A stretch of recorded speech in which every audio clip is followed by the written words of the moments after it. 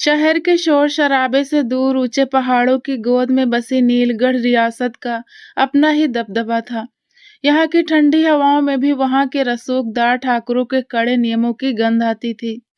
पूरे इलाके में ठाकुर पृथ्वी सिंह के नाम का खौफ और सम्मान दोनों था। इसी हवेली के बाहरी दालान में आज जश्न का शोर धीरे धीरे दम तोड़ रहा था, लेकिन कमरे के भीतर बैठी अंजू के दिल का तूफान थमने का नाम नहीं ले रहा था।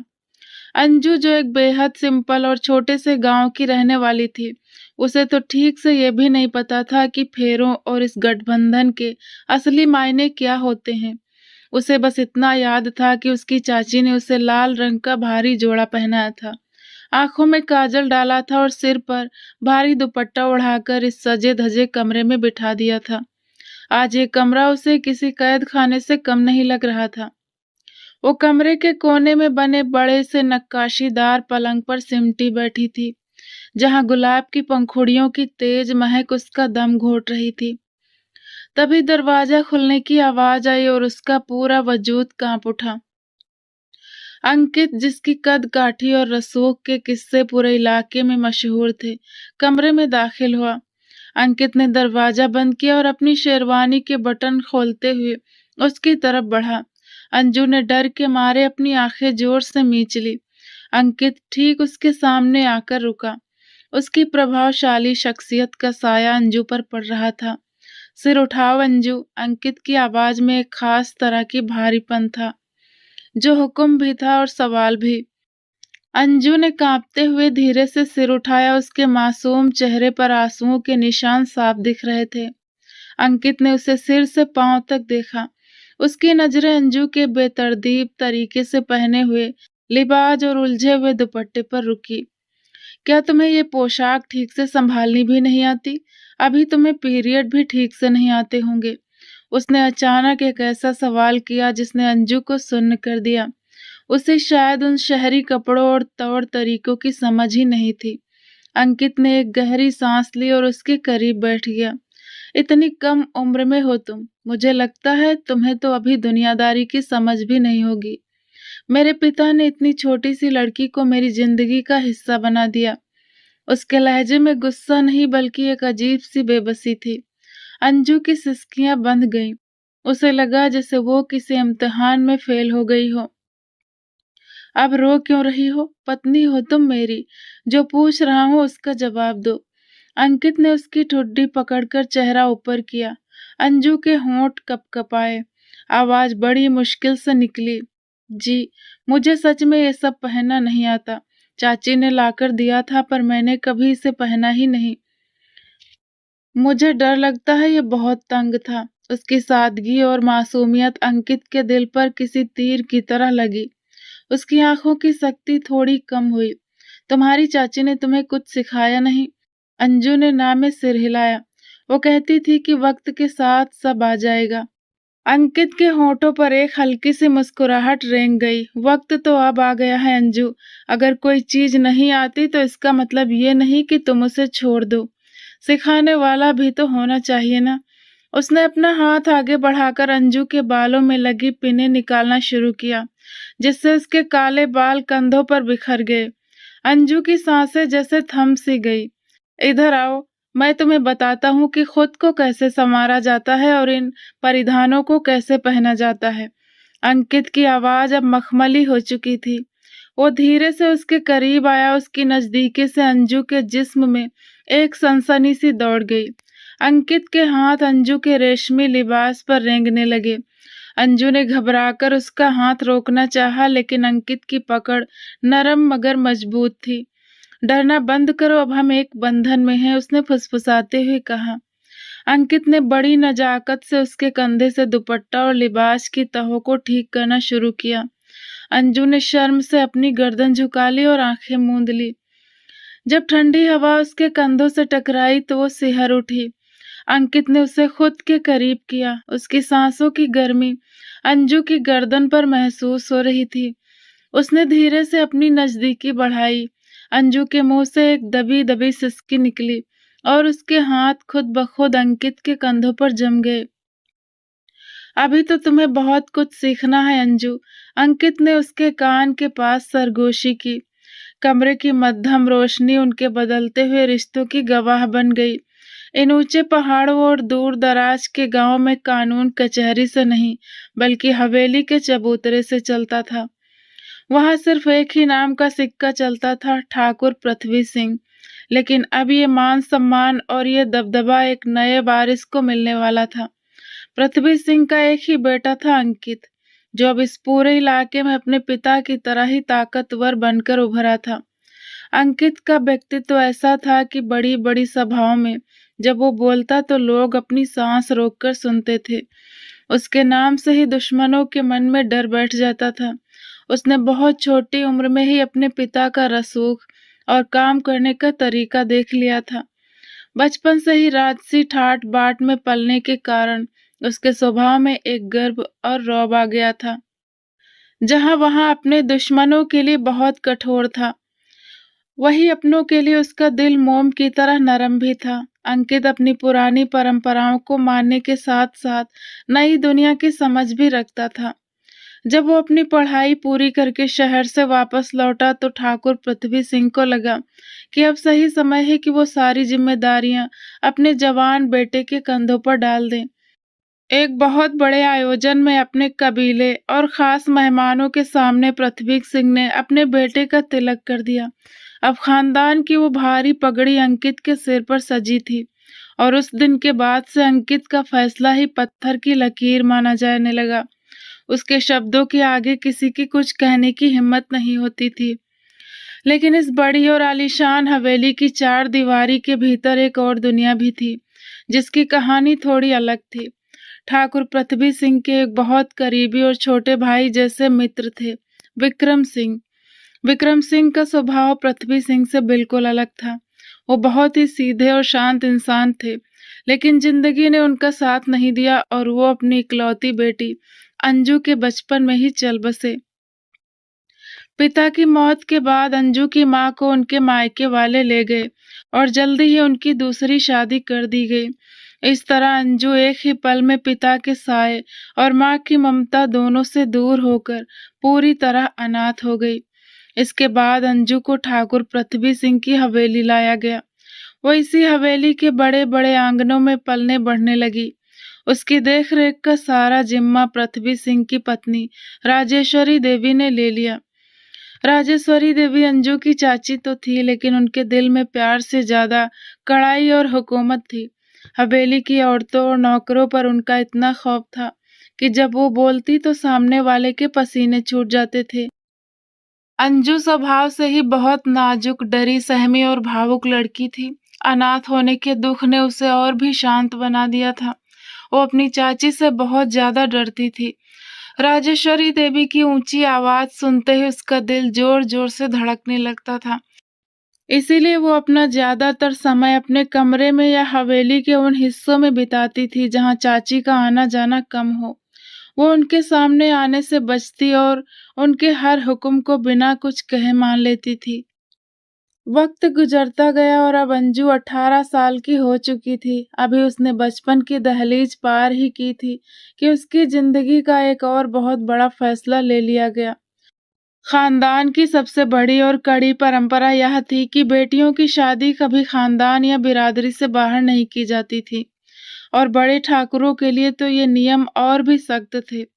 अंकित, जिसका तिलक हो चुका था और जो अब पूरे कुनबे का मुखिया था, उसके लिए खानदान में कोई और योग्य रिश्ता नहीं था।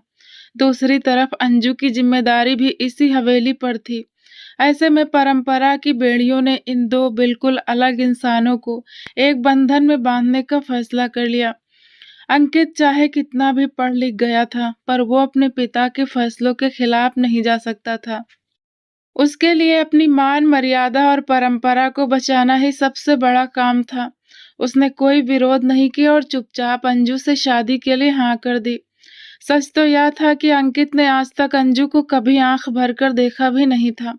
उसे बस इतना पता था कि उसकी इतनी बड़ी हवेली के किसी कोने में एक अनाथ लड़की भी रहती है, जो उसके पिता के दोस्त की आखिरी निशानी है।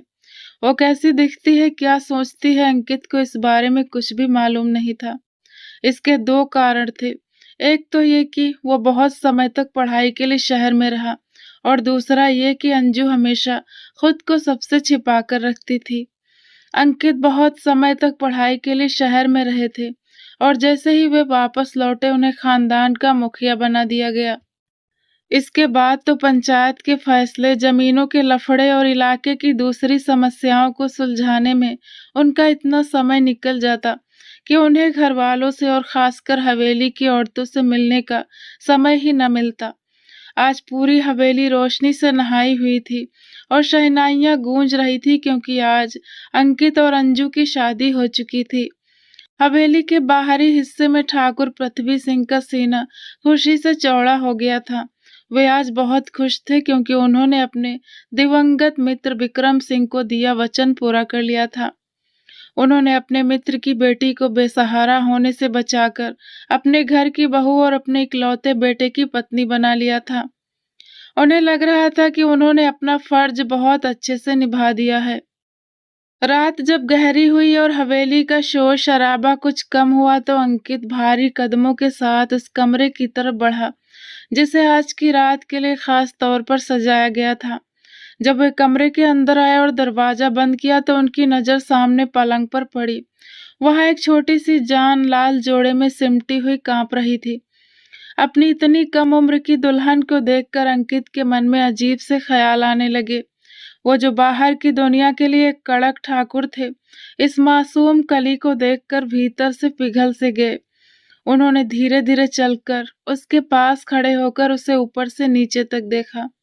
अंजू ने डरते डरते सिर उठाया तो उसकी आंखों में डर साफ दिख रहा था। अंकित की तेज नजरों ने तुरंत भांप लिया कि अंजू ने जो कपड़े पहने हैं उन्हें पहनने का तरीका उसे पता ही नहीं है। चाची के दबाव और डर से अंजू ने वो सब पहन तो लिया था जो उसे दिया गया था, लेकिन वो उन कपड़ों को पहनने के ढंग से बिल्कुल अनजान थी। अंकित एक समझदार लड़का था, उनसे अंजू की ये हालत देखी नहीं गई। उन्होंने आदेश भरी मगर धीमी आवाज में कहा, सिर उठाओ अंजू। अंजू ने कांपते हुए सिर उठाया। क्या तुम्हें इसे ठीक से पहनना नहीं आता? अंकित की आवाज में हैरानी थी। अंजू का चेहरा शर्म और डर से लाल हो गया। उसने तुरंत अपनी नजरें झुका ली। अंकित ने एक लंबी सांस ली और बिस्तर के कोने पर उसके पास बैठ गए। मुझे तो लगता है कि तुम अभी बहुत छोटी हो। मेरे पिता ने अपने दोस्त की बेटी से मेरी शादी करके अपना फर्ज तो पूरा कर दिया, लेकिन तुम्हें तो अभी खुद को संभालना भी नहीं आता। अंजू की आंखों से आंसू टपकने लगे। उसका मन कर रहा था कि जमीन फट जाए और वो उसमें समा जाए। अब रो क्यों रही हो? पत्नी हो तुम मेरी। जो पूछ रहा हूँ उसका जवाब दो। अंकित ने थोड़ी सख्ती मगर अपनेपन के साथ उसका चेहरा ऊपर किया। अंजू कांपते होठों के साथ सिसकियां लेते हुए बोलने लगी, जी, मुझे सच में वो पहनना नहीं आता। चाची ने लाकर दी थी पर मैंने कभी पहनी नहीं थी। मुझे उससे डर लग रहा था क्योंकि वो बहुत तंग थी। उसकी मासूमियत और सच्चाई अंकित के दिल में उतर गई। उनका सारा गुस्सा और कड़कपन जैसे हवा में गायब हो गया। अंकित के होठों पर एक गहरी और प्यारी मुस्कान आ गई। इधर आओ। अंकित ने प्यार से उसके कंधे पर हाथ रखा। मैं तुम्हें सिखाता हूँ कि इसे कैसे पहना जाता है और खुद का ध्यान कैसे रखा जाता है। ये कहते हुए वे अंजू के करीब आए और बहुत सावधानी से उसे बिना डराए धीरे धीरे उसके कपड़ों को ठीक करने लगे और प्यार से उसकी गर्दन को छुआ। अंजू के लिए ये सब नया और घबराहट वाला था, लेकिन अंकित आज रात एक सख्त ठाकुर नहीं बल्कि अपनी इस नन्ही दुल्हन के रखवाले और पति थे। अगली सुबह पहाड़ों की ठंडी हवा हवेली के बरामदों में आ चुकी थी। सूरज की पहली किरण जब अंकित के बड़े कमरे की खिड़कियों से अंदर आई तो अंजू पहले ही जाग चुकी थी। रात के वे डरे हुए पल, अंकित का वो प्यार और उनकी वो धीमी आवाज अंजू के दिमाग में किसी फिल्म की तरह चल रही थी। उसे अब भी यकीन नहीं हो रहा था कि वो आदमी जिसके नाम से पूरा इलाका कांपता है कल रात उसके साथ कितनी नरमी से पेश आया। उसने धड़कते दिल के साथ अपने बगल में सोते हुए अंकित को देखा। नींद में भी उनके चेहरे पर एक अलग ही रौब था। उनकी चौड़ी पेशानी और मजबूत चेहरा उनकी सख्त शख्सियत की पहचान थे। अंजू ने जल्दी से नजरें हटा ली, कहीं वे जाग न जाए। हवेली के पुराने और कड़े नियमों में पली बढ़ी अंजू की आदत थी कि अगर वो देर से उठी तो चाची गुस्सा करेंगी। अंजू के मन में डर था कि यदि राजेश्वरी जी जाग गई और उसे सोता हुआ पा लिया तो वे पूरी हवेली सिर पर उठा लेंगी। उसने दबे कदमों से बिस्तर छोड़ा और हाथ मुंह धोकर सादा मगर नया हल्के गुलाबी रंग का सूट पहना। शादी के बाद होने वाली बड़ी पार्टी में अभी पूरा 1 हफ्ता बाकी था, इसीलिए चाची का सख्त हुक्म था कि तब तक कोई भारी जोड़ा या गहने नहीं पहने जाएंगे। गीले बालों को तौलिए से सुखाती हुई जब वो कमरे में वापस आई तो अंकित जाग चुका था। वो तकिए के सहारे बैठा गहरी और गंभीर नजरों से उसे ही देख रहा था। अंजू के कदम वहीं थम गए। गीले बालों से टपकता पानी उसकी गर्दन को भिगो रहा था और उसका दिल जोर जोर से धड़क रहा था। इतनी जल्दी क्यों उठ गई? अंकित की भारी आवाज कमरे के शांत माहौल में गूंजी। वो जी सुबह हो गई है ना, चाची नाराज होंगी अगर मैंने देर कर दी तो। अंजू ने नजरें झुकाए कांपती आवाज में जवाब दिया। अंकित ने एक लंबी सांस ली और बिस्तर से उठकर खड़े हो गए। वो चिल्लाते हुए बिल्कुल उसके करीब आकर रुका। अंजू ने डर कर आंखें बंद कर ली। अंकित ने अपना मजबूत हाथ उसके गीले बालों पर रखा और गंभीर लहजे में बोला, मेरी तरफ देखो अंजू। उसने सहम कर सिर उठाया। अंकित की आंखों में एक अजीब सी चमक थी। कान खोलकर सुन लो, तुम अब उस अनाथ सिपाही की बेटी नहीं हो जिस पर हवेली का हर शख्स हुक्म चलाए। तुम मेरी पत्नी हो, अंकित सिंह की जीवन संगिनी। इस हवेली की छोटी ठकुराइन हो तुम। तुम्हें किसी से डरने की जरूरत नहीं है, यहाँ तक कि माँ जी से भी नहीं। लेकिन उनकी बात को टालना मत, समझी तुम? अंजू ने जल्दी से हाँ में सिर हिलाया। हालांकि उसका दिल जानता था कि चाची का डर उसकी नस नस में दौड़ता था। अंकित उसे एक बार फिर ऊपर से नीचे तक देखकर तैयार होने चले गए। अंजू ने चैन की सांस ली और जल्दी से दुपट्टा सिर पर टिकाकर कमरे से बाहर निकल आई। हवेली का निचला हिस्सा हमेशा की तरह नौकरों की भागदौड़ और कामों की आवाज से गूंज रहा था। राजेश्वरी जी अपने खास सोफे पर बैठी थी जो हवेली के बीचों बीच आंगन में रखा गया था, जहां से पूरे घर पर नजर रखी जा सके। उनके हाथ में चाय का कप था और चेहरे पर वही कड़कपन था जो उनकी पहचान थी। जैसे ही अंजू सीढ़ियां उतरकर नीचे आई, राजेश्वरी देवी की तेज नजरों ने उसे घेर लिया। अंजू के कदम अपने आप धीमे पड़ गए। वो जानती थी कि ये सामना आसान नहीं होगा। आ गई नवाबजादी, राजेश्वरी जी की कड़की आवाज ने आंगन की शांति को चीर दिया। सफाई कर रहे नौकर सहम कर अपने कामों में लग गए। अंजू ने करीब आकर नजरें झुकाई और प्रणाम किया। प्रणाम चाची जी, जीती रहो। राजेश्वरी देवी ने कप को प्लेट पर पटका जिससे चाय की कुछ बूंदें बाहर छलक गई। मैं तो समझी थी कि बड़े ठाकुर की बहू बनकर तुमने संस्कार ही छोड़ दिए होंगे। कल रात शादी क्या हुई, तुम तो हवेली के नियम ही भूल गई। ये कौन सा वक्त है उठने का? वो मैं अंजू के होंठ कपकपाए, शब्द गले में ही अटक गए। राजेश्वरी देवी अपनी जगह से उठी और अंजू के बिल्कुल सामने आकर खड़ी हो गई। उनकी आंखों में नफरत और हुकूमत की एक अजीब सी झलक थी। देखो अंजू, ज्यादा खुश होने की जरूरत नहीं है। तुम्हारी पार्टी 1 हफ्ते बाद है और तब तक तुम कोई महारानी नहीं हो। ये नए कपड़े और ये नखरे अगले हफ्ते के लिए बचा कर रखो। अंकित तो मर्द है, वो अपने काम और अपनी बैठकों में बिजी हो जाएगा, लेकिन तुम्हें इसी हवेली में रहना है और मेरी आंखों के सामने रहना है। जाओ, जाकर किचन में देखो नाश्ते का क्या हाल है।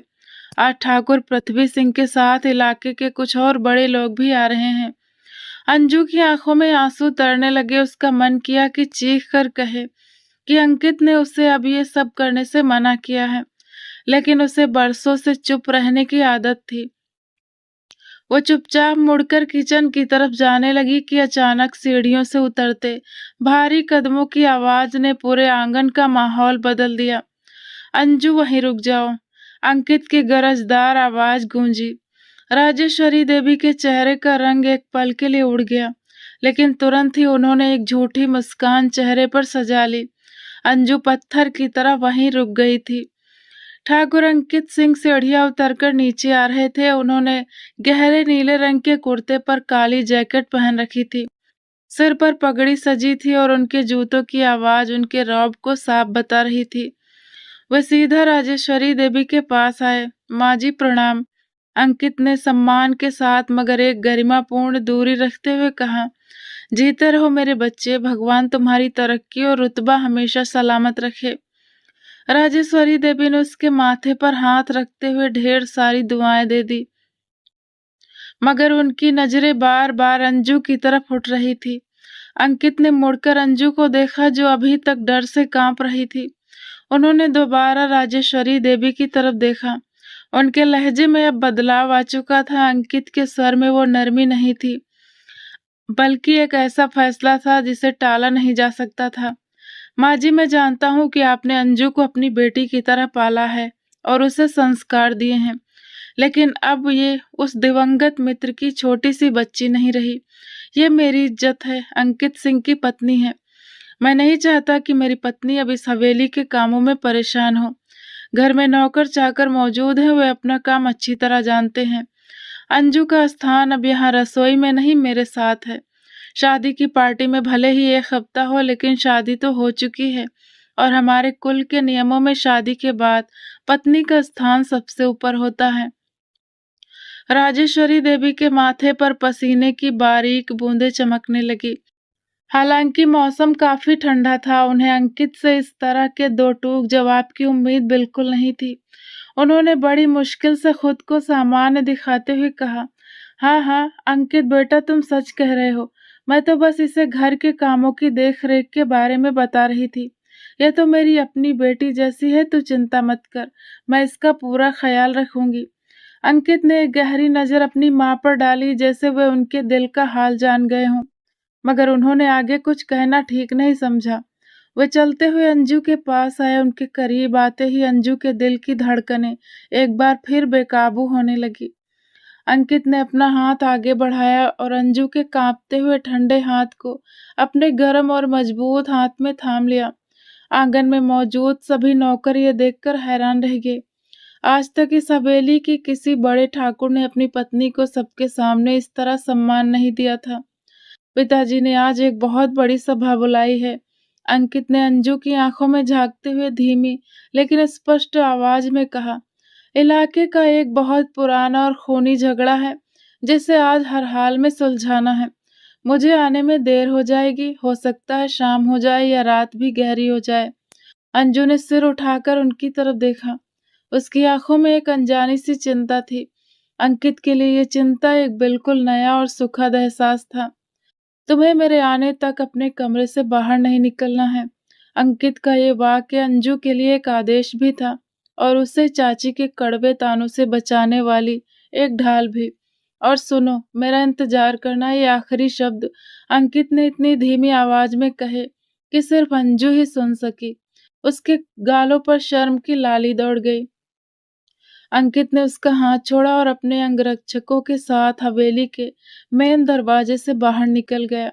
उनके जाते ही हवेली के वातावरण में एक बार फिर सन्नाटा छा गया, मगर ये सन्नाटा अंजू के लिए अब उतना डरावना नहीं था जितना कुछ देर पहले था।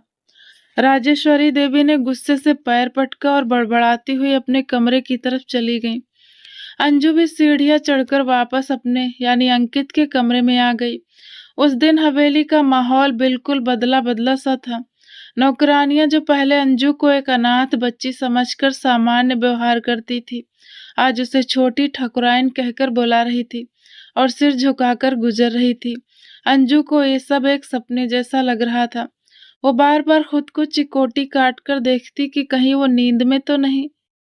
कमरे में अकेले रहते हुए उसे बार बार अंकित की याद आ रही थी। उनका वो रौब, उनकी वो सुरक्षा देने वाली पकड़ और उनकी आंखों में छिपी वो नरमी जिसे सिर्फ अंजू ने ही महसूस किया था। उसने सारा दिन अंकित की चीजों को सजाने, उनके कपड़े सहेजने और कमरे को व्यवस्थित करने में बिता दिया। ये सब उसके लिए नया था। उसे अपने आप में एक बदलाव महसूस हो रहा था। एक ऐसी स्त्री का गर्भ जो अपने पति के संरक्षण में खुद को सुरक्षित महसूस करती है। वक्त बीतता रहा, सूरज पश्चिम के पहाड़ों के पीछे छिपने लगा और हवेली के आंगन में शाम का अंधेरा गहरा होने लगा। ठंडी हवाएं कमरे की खिड़कियों से टकराने लगी। अंजू ने एक मोटी शॉल अपने चारों ओर लपेटी और खिड़की के पास रखी कुर्सी पर आकर बैठ गई। नीचे हवेली का मेन दरवाजा उसकी नजरों के सामने था। वो जानती थी कि सभा के फैसले कभी कभी बहुत लंबे और खतरनाक हो जाते हैं, खासकर जब बात खून खराबे वाले झगड़ों की हो। उसका दिल एक अनजाने डर और शंका में डूबने लगा। हे भगवान, उनकी रक्षा करना। उसके दिल में अपने आप अंकित के लिए दुआ निकली। ये पहला मौका था जब उसने किसी के लिए इस तरह चिंतित होकर प्रार्थना की थी। रात का अंधेरा और गहरा हो गया। दूर कहीं कुत्ते भौंक रहे थे और हर तरफ सन्नाटा था। अंजू की आंखें दरवाजे पर जमी थी कि अचानक दूर से आती गाड़ियों की तेज रोशनी ने अंधेरे को चीर दिया। एक के बाद एक गाड़ियां हवेली के मेन अहाते में दाखिल हुई और ब्रेक की आवाज के साथ रुक गईं। अंजू का दिल तेजी से धड़कने लगा। उसने खिड़की के शीशे से नीचे झांका। अंजू ने खिड़की के शीशे से अपना माथा टिका दिया। बीच वाली गाड़ी का दरवाजा खुला और अंकित अपने उसी रौब और अंदाज के साथ बाहर निकले।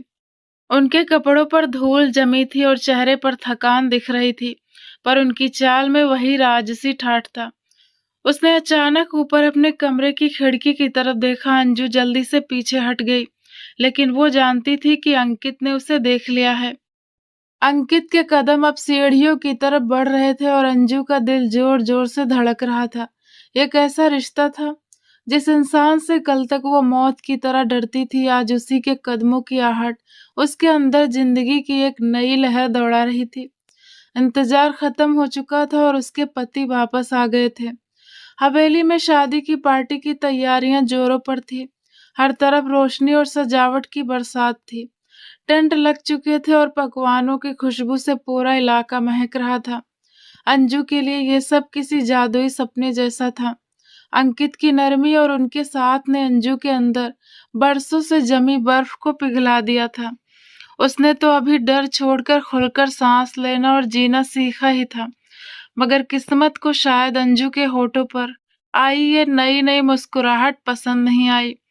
पार्टी में अभी सिर्फ 2 दिन बाकी थे जब हाईवे से आने वाली एक मनहूस खबर ने हवेली की खुशियों को मातम में बदल दिया। खबर आई कि अंकित की गाड़ी खाई में गिर गई है और उनकी हालत बहुत नाजुक है। ये सिर्फ एक खबर नहीं थी, बल्कि वो तूफान था जिसने हवेली की सारी रौनक एक पल में राख कर दी। अंजू जो अपने कमरे में अंकित के लिए अपने हाथ से प्रेस किए हुए कपड़े अलमारी में सजा रही थी, ये खबर सुनते ही पत्थर की मूरत बन गई। उसके हाथों से कपड़े छूटकर जमीन पर गिर गए। वो जिंदा तो थी, पर उसे लगा जैसे किसी ने उसे उसी पल जिंदा दफन कर दिया हो। उसका दम घुटने लगा। आंखों के सामने अंधेरा छा गया और वो वहीं फर्श पर गिर पड़ी। हवेली का नजारा पूरी तरह बदल चुका था। ठाकुर पृथ्वी सिंह, जिनका रौब पूरे राज्य में माना जाता था, ये खबर सुनते ही जैसे एक ही रात में 10 साल बूढ़े हो गए। उनकी कमर झुक गई और उनकी वो कड़क आवाज अब कांप रही थी। वे फौरन अपने आदमियों के साथ अस्पताल की तरफ रवाना हो गए, जबकि घर की औरतों को हवेली में ही रहने को कहा गया। डॉक्टरों ने अंकित की हालत को बहुत चिंताजनक बताया था। उनके सिर पर गहरी चोटें आई थी और बहुत खून बह चुका था। अगले 48 घंटे बहुत जरूरी थे। डॉक्टरों के इस एक शब्द ने सबकी सांसें रोक दी थी। नीचे आंगन में राजेश्वरी देवी की हालत देखी नहीं जा रही थी। वो जो हमेशा एक रानी की तरह सिर उठाकर चलती थी, आज जमीन पर बैठी फूट फूट कर रो रही थी। उनका सिर से दुपट्टा खिसक चुका था और वो अपने इकलौते बेटे की जिंदगी की भीख मांग रही थी। अंजू, जिसके अपने आंसू रुकने का नाम नहीं ले रहे थे, हिम्मत करके राजेश्वरी देवी के पास आई। वो चाहती थी कि इस दुख की घड़ी में अपनी चाची का सहारा बने। उसने डरते डरते अपना हाथ राजेश्वरी देवी के कंधे पर रखा। चाची जी, हौसला रखिए, भगवान अंकित जी को कुछ नहीं होने देंगे। अंजू की आवाज सिसकियों में खो गई थी। राजेश्वरी जी ने जैसे ही अंजू की आवाज सुनी, उनके अंदर का सारा दुख एक भयानक गुस्से में बदल गया। उन्होंने झटके से अंजू का हाथ हटा दिया और खड़ी हो गई। उनकी आंखें रो रो कर लाल हो चुकी थी और उनमें अंजू के लिए सिर्फ नफरत भरी थी। मेरे करीब मत आना तुम। राजेश्वरी देवी की चीख से पूरे आंगन में सन्नाटा छा गया। तुम मनहूस हो। हाँ, तुम काली परछाई हो जिसने कदम रखते ही मेरे हंसते बसते घर को खंडहर बना दिया। अंजू डर के मारे 2 कदम पीछे हट गई। पहले अपनी मनहूसियत से अपने माँ बाप को खा गई और अब मेरे शेर जैसे जवान बेटे को भी निगलने चली है। जब से तुम्हारा इस घर में कदम पड़ा है, मेरी हवेली पर मनहूसियत के साए छा गए हैं, जो शायद अब कभी खत्म नहीं होंगे। राजेश्वरी देवी अपने सीने पर हाथ मारते हुए रो रही थी और उनका हर शब्द अंजू के दिल पर खंजर की तरह वार कर रहा था।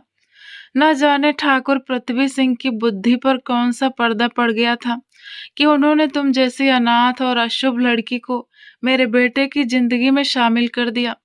और ठाकुरों का ठाकुर इतनी ऊंची शान, जिसके लिए मैंने कितने बड़े घरानों की लड़कियां देखी थी, और उन्होंने ना जाने क्यों इतना छोटा रिश्ता जोड़ दिया। खा गई तुम मेरे लाल को। राजेश्वरी देवी रोते रोते निढाल होकर सोफे पर गिर गईं।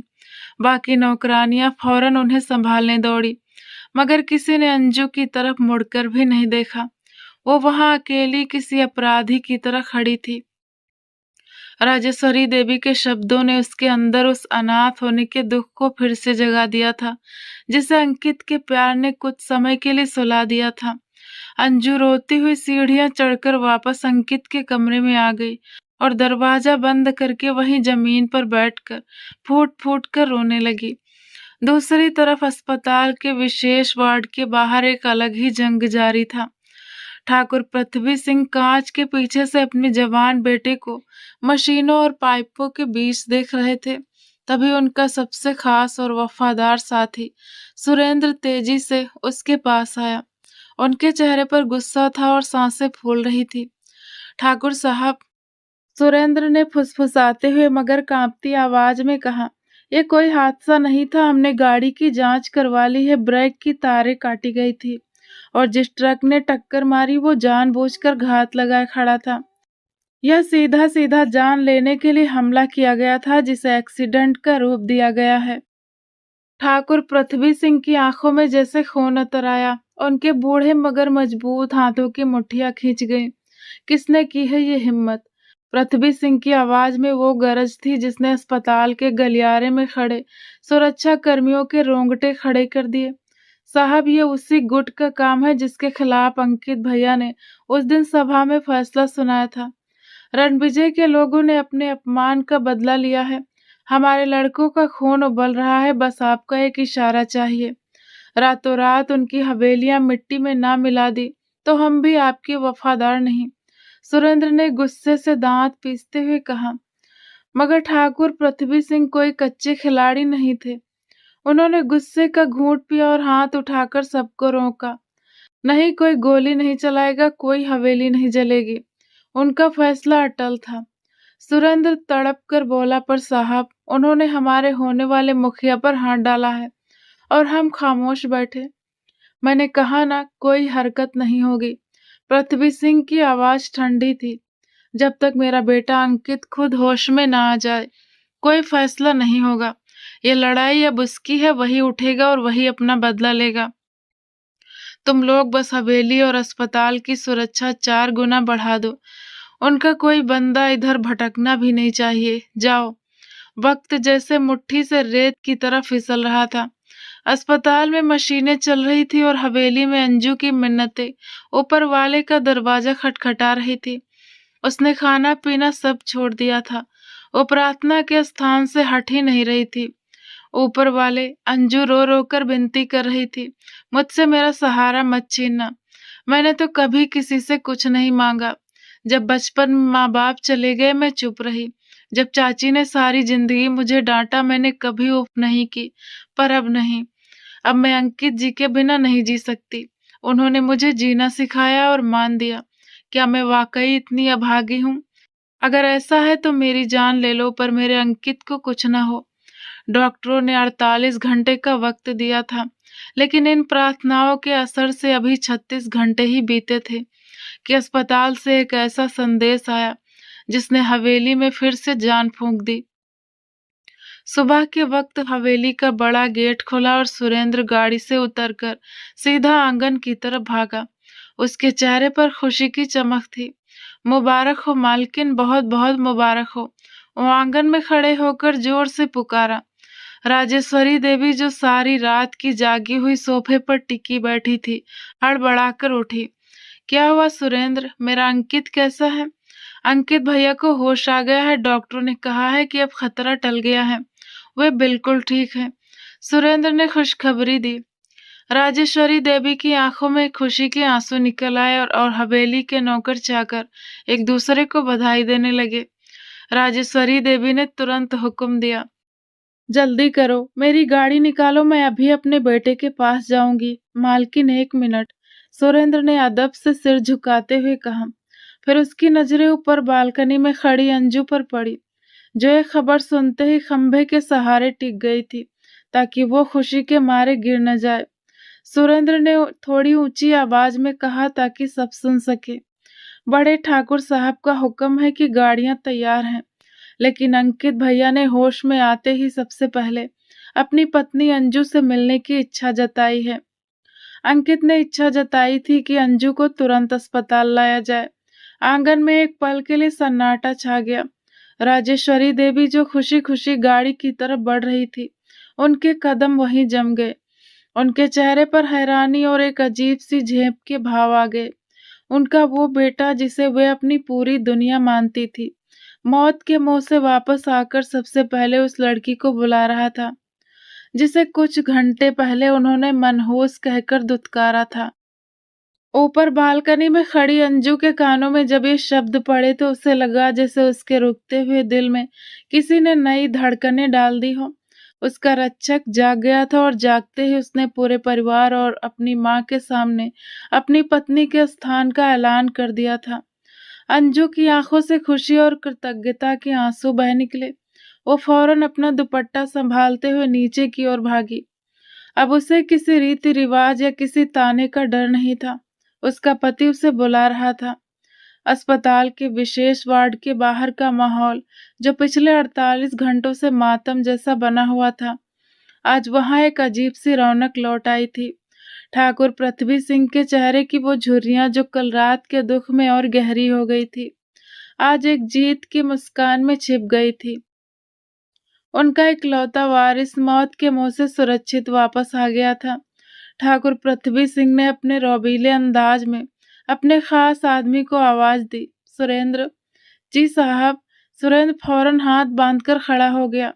आज इस अस्पताल का कोई कोना, कोई वार्ड और कोई इंसान ऐसा नहीं होना चाहिए जिसका मुंह मीठा ना हो। जाओ, पूरे शहर की मिठाइयों की दुकानें खाली करवा लो। और सुनो, पृथ्वी सिंह ने अपनी जेब से रुपयों की कई मोटी गड्डियां निकालकर सुरेंद्र की तरफ बढ़ाई।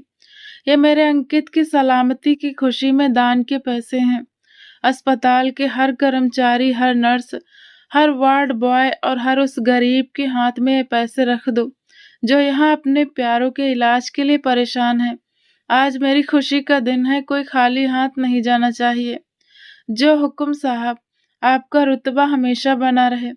सुरेंद्र खुशी खुशी मिठाइयों और पैसों के इंतजाम के लिए दौड़ पड़ा। अस्पताल के गलियारों में दुआओं और बधाइयों का शोर मच गया था।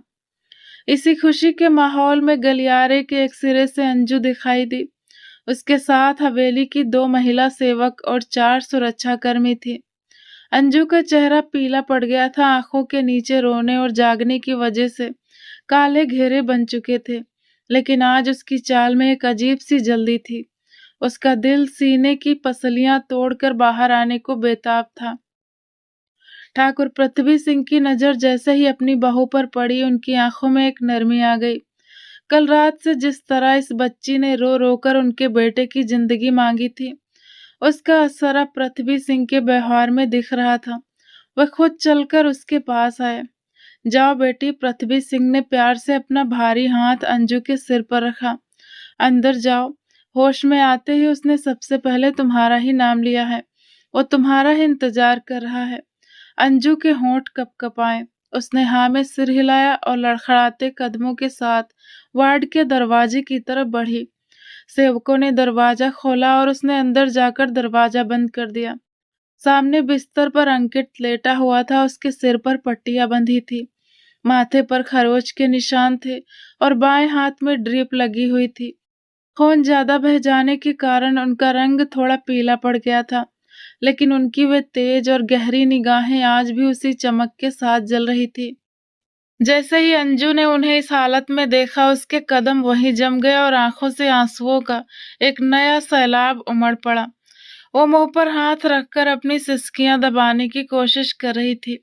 अंकित ने धीरे से सिर घुमाया और दरवाजे के पास खड़ी अपनी नन्ही सी सहमी हुई दुल्हन को देखा।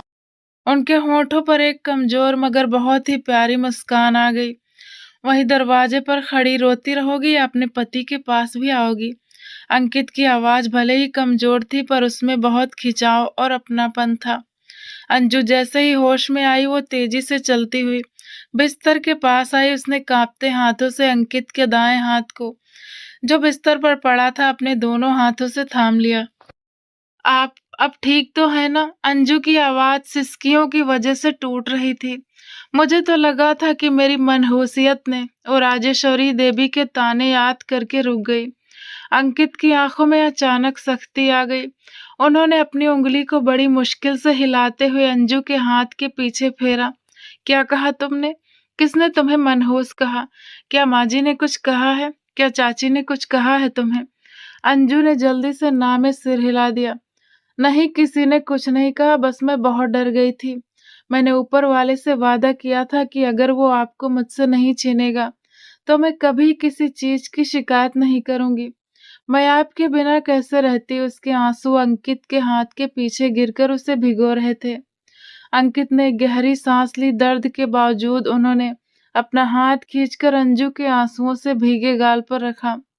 मेरी तरफ देखो अंजू, अंकित ने प्यार भरे और धीमे स्वर में कहा। अंजू ने अपनी पलकें उठाकर उन गहरी आंखों में देखा, जिनमें इस समय सिर्फ उसके लिए अपनापन था। तुम मेरे जीवन की सबसे सुंदर प्रार्थना हो। मनहूस वो लोग हैं जिन्होंने मुझ पर पीछे से वार किया। अंकित इतनी आसानी से हार मानने वाला नहीं है, खासकर तब जब उसे जीने की इतनी सुंदर और मासूम वजह मिल गई हो। अंकित की इस बात पर अंजू के गालों पर शर्म की लाली दौड़ गई। उसने शर्माकर नजरें झुका ली। अब रोना बंद करो। अंकित ने हल्के से उसकी नाक खींची। मेरी आधी तकलीफ तो तुम्हारी इन सूजी हुई आंखों को देखकर बढ़ गई है। जरा मुस्कुराकर दिखाओ ताकि मुझे यकीन आए कि मेरी पत्नी मुझसे मिलकर खुश है। अंजू के होठों पर आंसुओं के बीच ही एक प्यारी सी मुस्कुराहट बिखर गई। अंकित इस मुस्कान को देखकर जैसे अपने सारे जख्म और सारा दर्द भूल गए। अस्पताल के उस शांत कमरे में प्यार की एक ऐसी भाषा बोली जा रही थी जिसे सिर्फ वे दोनों ही समझ सकते थे। अंकित का हाथ उसके गाल पर था और अंजू ने अपना चेहरा उनकी हथेली पर टिका दिया। ये पल उन दोनों के बीच एक ऐसा रिश्ता बन गया जो किसी दुनियादारी या समाज के कायदों से आजाद था। वक्त गुजरता गया। अंकित की हालत में तेजी से सुधार आ गया था। उनका मजबूत शरीर और अंजू की दुआएं मिलकर दवाइयों से ज्यादा असर दिखा रही थी। पूरे 15 दिन बाद डॉक्टरों ने अंकित को घर जाने की इजाजत दे दी। हवेली में आज उत्सव जैसा माहौल था। पूरे 15 दिन बाद अंकित हवेली वापस आ रहे थे। मेन दरवाजे से लेकर आंगन तक कालीन बिछाए गए थे। हवेली के सुरक्षा कर्मियों ने बंदूकों के मुंह आसमान की तरफ कर रखे थे और जैसे ही अंकित की गाड़ी हवेली के अहाते में आई, हवाई फायरिंग की गूंज से पूरा इलाका गूंज उठा। ये परंपरा के अनुसार उनके नायक की सुरक्षित वापसी का ऐलान था। आंगन में राजेश्वरी देवी बेचैनी से टहल रही थी। उनके हाथों में दान करने के लिए सामान और पैसों से भरे थाल थे। जैसे ही अंकित अपने पिता पृथ्वी सिंह के सहारे चलता हुआ अंदर आया, राजेश्वरी जी ने दौड़कर उसे गले लगा लिया और फूट फूट कर रोने लगी। मेरा बेटा आ गया, मेरे कलेजे का टुकड़ा वापस आ गया। वह अंकित का माथा और उसके हाथ चूमती जा रही थी। अंकित ने भी मुस्कुराकर अपनी माँ को गले लगाया, मगर उनकी नजरें भीड़ में किसी और को ढूंढ रही थी। अंजू आंगन के एक कोने में एक खंभे की ओट में खड़ी थी। आज उसने हल्के नीले रंग का एक सुंदर सा सूट पहना हुआ था। वो नहीं चाहती थी कि चाची के गुस्से को दोबारा बुलावा दे, इसीलिए वो जानबूझकर पीछे खड़ी रही, लेकिन अंकित की पैनी निगाहों ने उसे ढूंढ ही निकाला। अंकित ने माँ से अलग होकर अंजू की तरफ देखा और आंखों ही आंखों में उसे अपने पास आने का इशारा किया। अंजू के होठों पर एक शर्मीली मुस्कान उभरी, लेकिन उसने नजरें झुका ली। दिन भर हवेली में लोगों का आना जाना लगा रहा।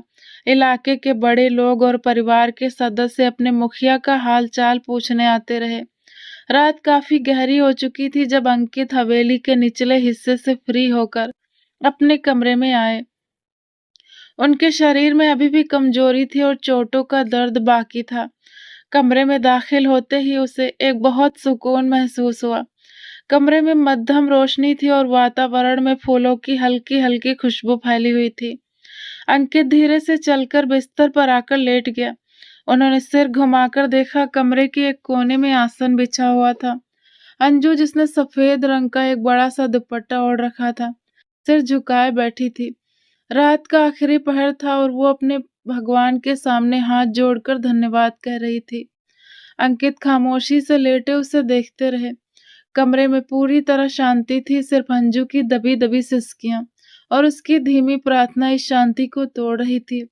अंकित को महसूस हुआ कि उनके पास दौलत, ताकत और नाम तो हमेशा से था, लेकिन एक ऐसा सच्चा दिल जो रात के अंधेरे में उठकर सिर्फ उनकी लंबी उम्र के लिए रोता हो, ये उनके जीवन की सबसे बड़ी कमाई थी। अंजू ने अपनी प्रार्थना पूरी की और देर तक हाथ जोड़कर विनती करती रही। प्रार्थना खत्म करके जब उसने अपने चेहरे पर हाथ फेरा और मुड़ी, तो देखा कि अंकित जाग रहा था और उससे ही देख रहा था। अंकित की नजरों में छिपे उस गहरे लगाव को देखकर अंजू की धड़कनें फिर से बढ़ने लगी। क्या वो अंकित के सामने अपनी भावनाओं को व्यक्त कर पाएगी? अंकित की गहरी निगाहें लगातार अंजू को ही देख रही थी। वो जल्दी से उठी और अपना आसन समेटकर अंकित के पास आई। आप सोए नहीं अभी तक? दर्द तो नहीं हो रहा ज्यादा? उसने बड़ी चिंता से पूछा। अंकित ने मुस्कुराकर अपना हाथ आगे बढ़ाया। अंजू ने थोड़ा हिचकिचाते हुए अपना हाथ उनके हाथ में दे दिया। अंकित ने उसे हल्का सा खींचकर बिस्तर के किनारे अपने बिल्कुल पास बिठा लिया। दर्द तो अब मेरे करीब भी नहीं आ सकता अंजू। अंकित ने उसके हाथ को अपने होठों से लगाते हुए धीरे से कहा, तुम्हारी इन प्रार्थनाओं और इन आंसुओं ने मेरे सारे दर्द धो दिए हैं। मुझे नहीं पता था कि इस कठोर दुनिया में मेरे हिस्से में इतना सच्चा और इतना प्यारा रिश्ता भी आ सकता है। अंजू की आंखें सम्मान और प्यार से भर गईं। आप ही मेरी पूरी दुनिया है। मैंने ऊपर वाले से वादा किया था कि अगर आप सुरक्षित घर आ गए तो मैं सारी रात जागकर उनका धन्यवाद करूंगी। तो फिर मेरी एक बात मानोगी? अंकित ने उसकी आंखों में झांकते हुए पूछा। जी, अंजू ने धड़कते हुए दिल के साथ जवाब दिया। तुम मेरे पास मेरे कंधे पर सिर रखकर लेट जाओ। मुझे ये यकीन दिलाती रहो कि तुम मेरे पास हो, ताकि मैं सुकून से सो सकूं। बाकी प्रार्थनाएं तुम कल कर लेना। अंकित की आवाज में एक ऐसा अधिकार था जिससे मना करना असंभव था। अंजू का चेहरा शर्म से लाल हो गया। उसने खामोशी से सिर झुकाया और अंकित के पास उसके सीने के करीब अपना सिर रखकर लेट गई। अंकित ने अपना हाथ उसके चारों ओर फैला दिया और उसे अपने घेरे में ले लिया। उस रात हवेली के उस बड़े कमरे में दो ऐसे लोग थे जो प्यार, कृतज्ञता और एक दूसरे के एहसास में पूरी तरह खो चुके थे। बाहर ठंडी हवाएं चल रही थी, मगर कमरे के अंदर एक ऐसी गर्माहट और शांति थी जिसका कोई अंत नहीं था। अगली सुबह जब सूरज की पहली किरण ने कमरे में दस्तक दी, तो अंकित की नींद खुली। उन्होंने देखा कि अंजू अभी भी उनके सीने से लगकर गहरी नींद में सो रही थी। उसके चेहरे पर एक ऐसा सुकून था जो उन्होंने पहले कभी नहीं देखा था। अंकित ने धीरे से उसके सिर पर हाथ फेरा। तभी कमरे के दरवाजे पर हल्की सी दस्तक हुई। अंकित ने धीरे से आवाज दी, कौन है? अंकित, बेटा मैं हूँ। बाहर से राजेश्वरी जी की आवाज आई। मैं तुम्हारे लिए काढ़ा और नाश्ता लाई हूँ। अंजू हड़बड़ाकर जाग गई और तुरंत अंकित से दूर होकर बैठ गई। उसका चेहरा डर और शर्म से गुलाबी हो गया था। अंकित ने उसे शांत रहने का इशारा किया और कहा, आ जाइए माँ जी। राजेश्वरी जी अंदर आए। उनके हाथ में नाश्ते की थाली थी। उन्होंने देखा कि अंजू के बाल बिखरे हुए थे और वो अभी अभी सोकर उठी थी। राजेश्वरी जी की आंखों में एक पल के लिए वही पुरानी कड़वाहट आई, पर अंकित के चेहरे की चमक देखकर उन्होंने खुद को संभाल लिया। कैसी तबीयत है अब तुम्हारी? उन्होंने अंकित के पास बैठते हुए पूछा, पर उनकी नजरें अंजू पर टिकी थी। अंजू, जाओ जाकर रसोई में देखो, साहिबों के लिए चाय बनी या नहीं। बहू बनने का मतलब ये नहीं कि तुम अपनी जिम्मेदारियां भूल जाओ, अंकित ने बीच में टोकते हुए कहा। माँ जी, मैंने ही अंजू को देर तक रुकने को कहा था, और आज से वो रसोई का काम नहीं करेगी, वो मेरा ध्यान रखेगी। अगर मेहमानों को चाय चाहिए तो नौकर मौजूद हैं। राजेश्वरी जी का चेहरा फीका पड़ गया। उन्हें समझ आ गया था कि अब अंजू सिर्फ एक अनाथ लड़की नहीं, बल्कि इस हवेली के होने वाले मालिक की सबसे बड़ी कमजोरी और ताकत बन चुकी है। अंजू ने नजरें झुकाकर अंकित की ओर देखा। उसकी आंखों में अपने पति के लिए सम्मान और भी बढ़ गया था। उसे एहसास हुआ कि अब उसे किसी से डरने की जरूरत नहीं है। तो दोस्तों, आपको ये नॉवेल कैसा लगा कमेंट करके जरूर बताना। अगर पसंद आए तो प्लीज वीडियो को लाइक कर दीजिएगा। चैनल पर नए हैं तो सब्सक्राइब करना ना भूलें।